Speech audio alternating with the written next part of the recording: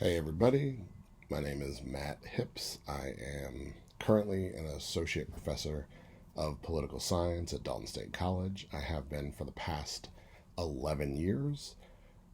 So a little bit about my experience with budgeting. So honestly, as a faculty member, I don't have a ton of experience with budgeting. Most budget requests, even in my capacity as the director of our first year experience program, have to run through other people. So even though we have a budget and we have to make budget requests, all of those budget pieces are run through other people. So my experience with budgeting is minimal. However, I do realize what an integral part of any organization budgeting is. The ability to do so correctly can help an organization flourish, while organizations that do it incorrectly tend to find themselves on the wrong side of an audit or of financial trouble. About my own sort of personal aspirations and career goals, as I said, I work at Dalton State College. We're a small liberal arts institution in Northwest Georgia. We're the only Hispanic serving institution in the state of Georgia, and I believe actually east of the Mississippi. So we have a pretty unique student population.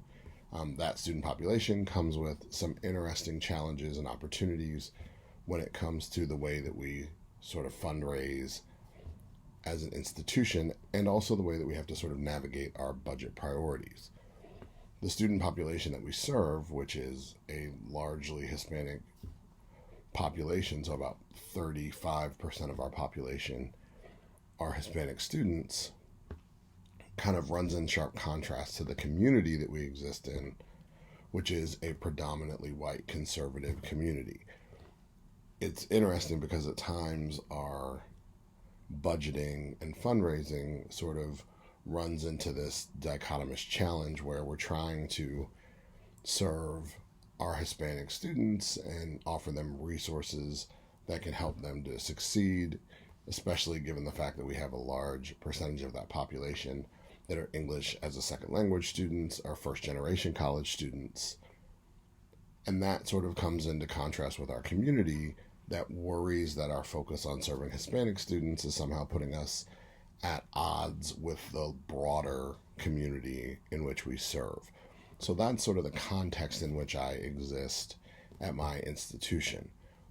Also, obviously, I'm a faculty member of color, and so I often find myself as part of these conversations, both on a campus level and within the community, sort of as an ambassador of difference, I guess you could say, on both sides of those conversations.